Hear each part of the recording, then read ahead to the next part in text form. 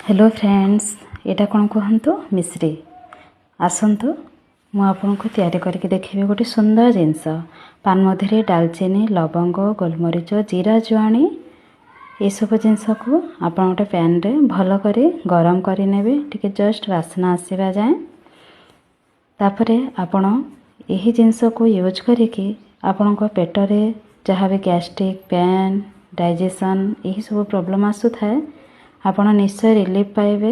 जहाँ भी खातु जिते भी खातु यहाँ को ग्राइंडिंग जार रे पकई ताको मिश्री दे देइछि और किछि ब्लैक सॉल्ट ताको आपण दरदरा भी ग्राइंडिंग करि परिबे पूरा आपण पेस्ट मध्य करि परिबे। ऑल टाइम ट्रैवलिंग रे यही जिनस डिनर किंबा लंच पर खाइबे आपण पूरा ही रिलीफ पाइबे। मते निश्चय कमेंट करके जणैबे यह केमिति काम करूची। यहाँ को मु सबुदिन स्टोर करके भी रखी थाए 1 मंथ 2 मंथ भी आराम से जाए। आपण मध्य एमती यूज करके सांग माने निश्चय कहिबे यह केमिति वर्क करूची। Thank you for watching my blog.